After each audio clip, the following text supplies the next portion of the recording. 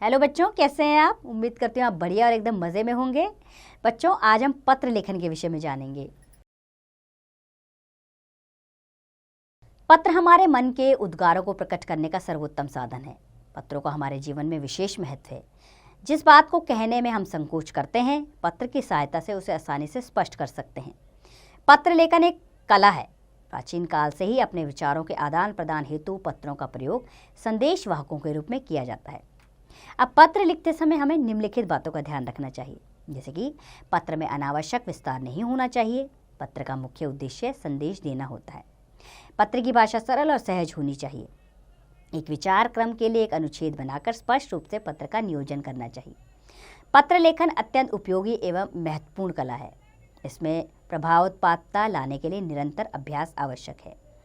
पत्र लिखने के पश्चात एक बार स्वयं अवश्य पढ़ लेना चाहिए, ताकि इस बात की संतुष्टि हो जाए कि जो कुछ हम लिखना चाह रहे हैं वह उद्देश्य पूरा हो गया है।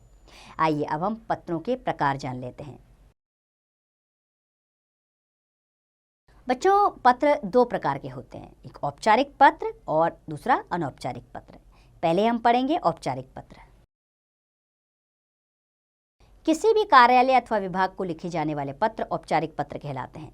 औपचारिक पत्र निम्नलिखित प्रकार के हो सकते हैं, जैसे प्रार्थना पत्र, कार्यालयीय पत्र, व्यवसायी या सरकारी, अर्ध सरकारी, गैर सरकारी कार्यालयों या कार्यालयों द्वारा अपने अधीनस्थ विभाग कर्मचारियों को लिखे जाने वाले पत्र इसके अंतर्गत आते हैं।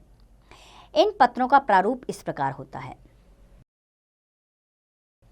सबसे पहले इसमें प्रेषक नाम होता है, पता, शहर, प्रदेश का नाम, दिनांक दिया जाता है, विषय होता है, सेवा में लिखा जाता है, पत्र प्राप्त करने वाले व्यक्ति अथवा अधिकारी की उपाधि या पदनाम तथा पता, शहर, प्रदेश ये लिखना होता है। इसमें संबोधन लिखना होता है, विषय वस्तु क्या है ये जानकारी आपको देनी होती है। इसमें विषय वस्तु को संक्षिप्त 2 अनुच्छेदों में लिखना चाहिए।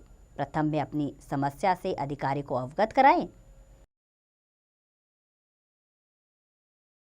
और दूसरे में आप उनसे क्या अपेक्षा रखते हैं वह लिखें। और अंत कैसे करना है? पत्र प्रेषक के प्रति धन्यवाद देने के पश्चात भवदीय निवेदन जैसे औपचारिकता के पश्चात अपना नाम लिखें। दूसरे तरह के पत्र होते हैं अनौपचारिक पत्र।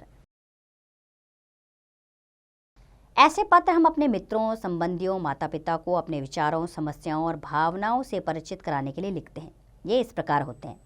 ये पारिवारिक पत्र होते हैं, मित्रों और परिचितों को लिखे हुए पत्र होते हैं, निमंत्रण पत्र, शुभकामना बधाई पत्र, शोक पत्र। इन पत्रों का प्रारूप इस प्रकार होता है। पत्र लिखने वाले का नाम, पता और दिनांक लिखना होता है, संबोधन देना होता है, विषय वस्तु लिखनी होती है, शुभकामनाएं और सद्भावनाएं लिखनी होती हैं। 2 पंक्तियां छोड़कर सेवा में पत्र पाने वाले का नाम और पता लिखना चाहिए। पत्रों के संबोधन और अभिवादन व समापन।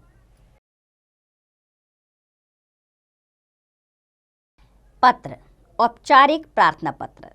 संबोधन प्रधानाचार्य, संबोधन आदरणीय मान्यवर महोदय, अभिवादन नहीं। समापन कैसे करना? आपका आज्ञाकारी, शिष्य, शिष्या या भवदीय, भवदिया। कार्यालय पत्र ये किसी अधिकारी को लिखे जाते हैं। संबोधन कैसे होगा? आदरणीय, मान्यवर, महोदय। और समापन प्रार्थी, विनीत, निवेदन, भवदीय, भवदिया।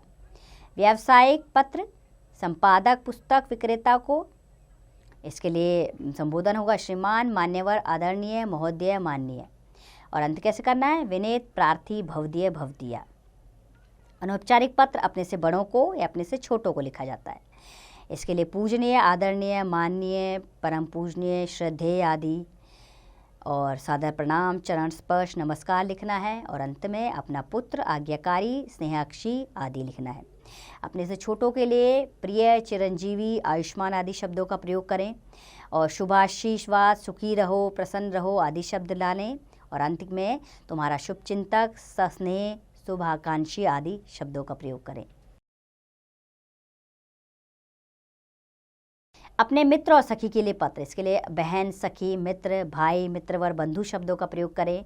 नमस्ते, सप्रेम नमस्कार से अपना पत्र को शुरुआत करें और अंत में तुम्हारा भाई, मित्र या तुम्हारी सखी से इस पत्र का अंत करें।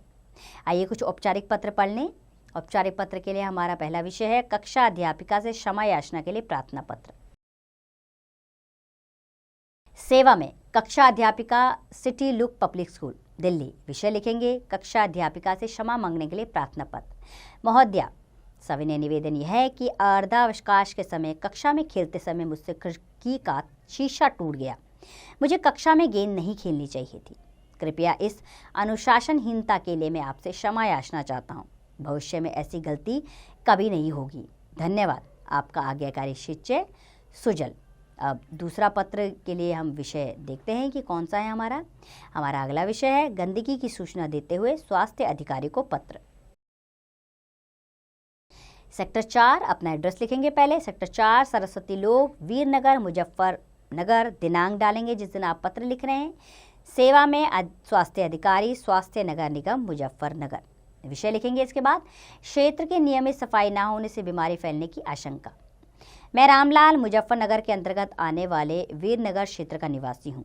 नम्र निवेदन यह है कि पिछले कई हफ्तों से हमारे क्षेत्र में सफाई की कोई उचित व्यवस्था नहीं होने के कारण क्षेत्र के कूड़ेदानों में कूड़ा सड़ रहा है। पूरा क्षेत्र दुर्गंध से भर गया है। नालियों का पानी सड़कों पर बह रहा है।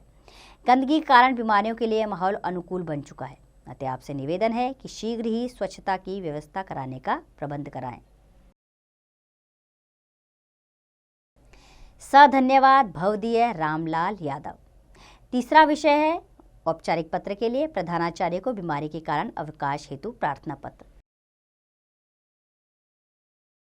सेवा में प्रधानाचार्य monarch public school railway road Dehradun. विषय अवकाश के लिए प्रार्थना पत्र। मान्यवर, सविनय निवेदन है कि मुझे कल रात से तेज बुखार है। डॉक्टर ने मुझे 3 दिन आराम करने की सलाह दी है। अतः मैं आप दिनांक डालेंगे किससे कितने दिन तक आप विश्राम चाहते हैं। दिनांक डैश से डैश तक विद्यालय में उपस्थित नहीं हो सकूंगी। कृपया करके मुझे इन 3 दिनों का अवकाश प्रदान करें। इसके लिए मैं आपकी अत्यंत आभारी रहूंगी।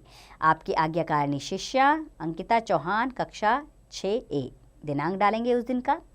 अगला विषय हमारा दुर्घटनाग्रस्त होने के कारण अवकाश हेतु प्रधानाचार्य को पत्र। सेवा में प्रधानाचार्य सनातन धर्म इंटर कॉलेज देहरादून। विषय अवकाश हेतु प्रार्थना पत्र। श्रीमान जी, निवेदन यह है कि मैं कक्षा 6B का छात्र हूँ। कल स्कूल से जाते समय मेरे पैर में चोट लग गई जिसके कारण मुझे बहुत दर्द हो रहा है। डॉक्टर ने मुझे पूर्ण रूप से बिस्तर पर आराम करने के लिए कहा है। अतः आप मुझे दिनांक डैश से डैश यानी कि जितने दिन की आपको छुट्टी चाहिए उतने दिन के आप इस पर दिनांक लिखेंगे तक का अवकाश प्रदान करने की कृपा करें। धन्यवाद। आपका आज्ञाकारी शिष्य अरविंद मित्तल कक्षा 6B। दिनांक डालेंगे जिस दिन आप ये पत्र लिख रहे हैं। आइए अब कुछ अनौपचारिक पत्र पढ़ लें। जिसका पहला विषय हमारा अपने चाचा जी को जन्मदिन के उपलक्ष्य में उपहार के लिए धन्यवाद पत्र। 28 गांधी रोड बड़ौद। दिनांक लिखेंगे। इसके बाद परम पूज्य चाचा जी सादर चरण स्पर्श। मुझे कल ही आपके द्वारा भेजा गया पार्सल तथा भाईधाई पत्र प्राप्त हुआ। ये जानकर बहुत खुशी हुई कि आपको मेरा जन्मदिन याद रहा। मेरे जन्मदिन पर पिताजी बुआजी तथा अन्य मित्रों ने भी अनेक उपहार दिए, परंतु जैसा उपहार आपने दिया वैसा किसी का भी ना था। आपकी पुस्तकों के सेट के उपहार की सभी ने सराहना की। इन पुस्तकों से मनोरंजन के साथ साथ मेरा ज्ञान भी बढ़ेगा तथा मैं अपनी संस्कृति और अपने देश को समझ सकूंगा।